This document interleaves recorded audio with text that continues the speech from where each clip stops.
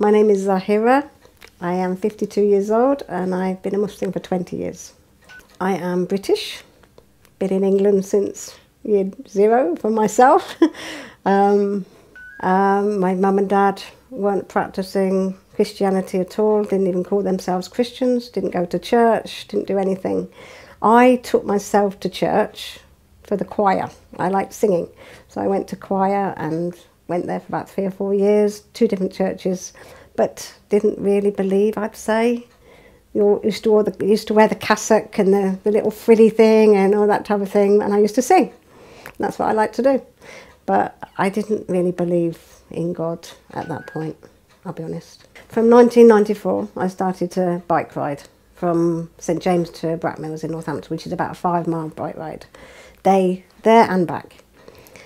And I started to take notice of creation, the sky, the birds. I love birds. The birds, the grass, just even through the elements, because I went through spring, summer, winter, all of them. And I saw the snow, I cycled in snow.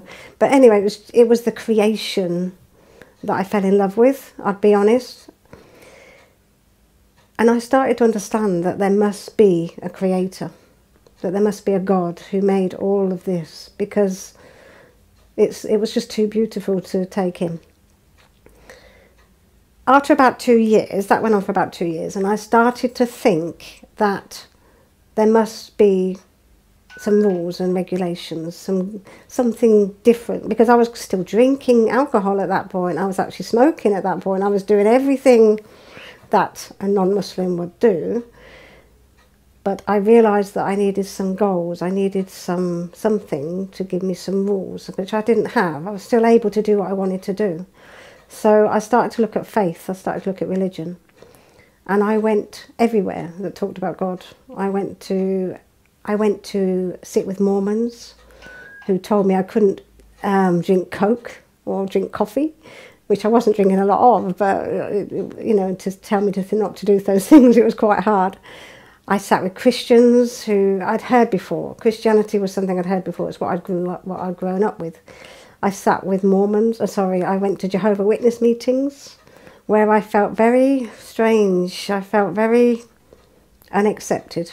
I don't know why. I just felt it wasn't the place for me. I read a lot of books.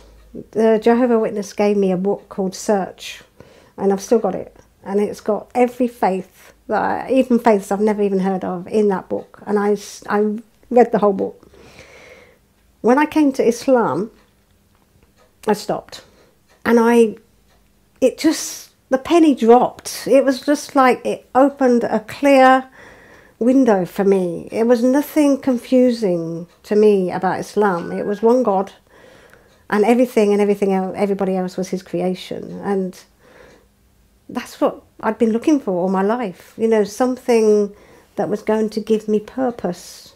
That was it, really. I started to talk to Muslims. I spoke to a couple in London who I actually took my Shahada with. They gave me more books, more tapes. I started to listen, I started to read. And I listened to a tape by Sheikh Khalid Yasin called The Purpose of Life. I was in tears when I listened to it.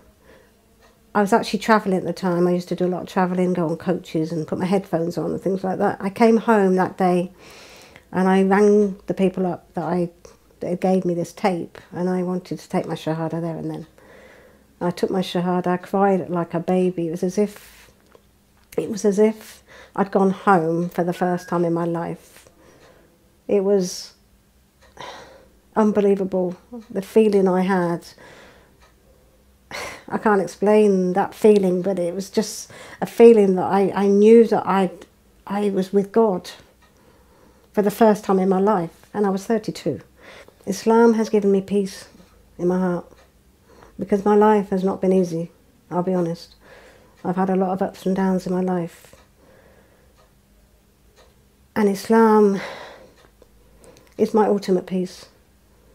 Even before I came in this room, I was thinking about God and asking him to be with me with this, and I never had that before. I wasn't brought up with the peace of God. I wasn't brought up with that. I was brought up with drinking and partying and Christmas and Easter and all these things that really didn't give me any depth. There was no depth in it.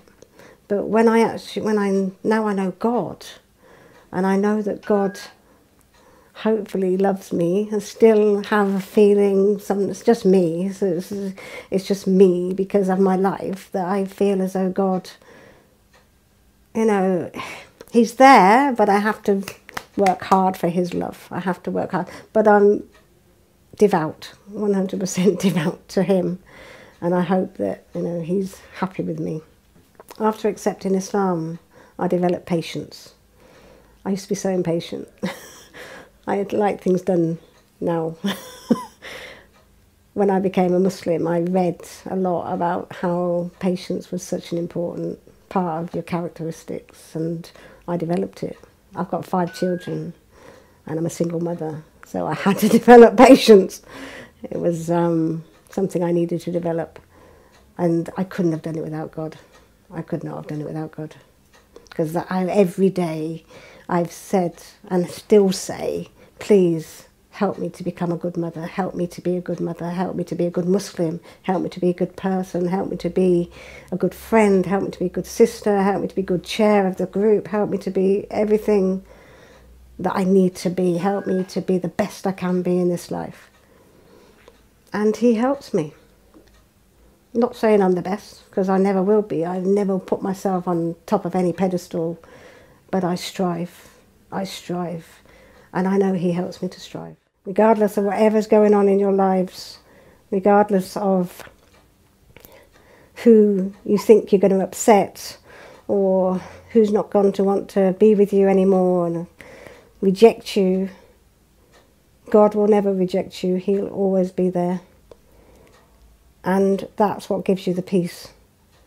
So if you're thinking about it, please research some more.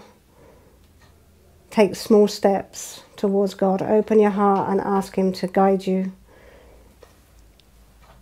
And go. Go. You'll never look back.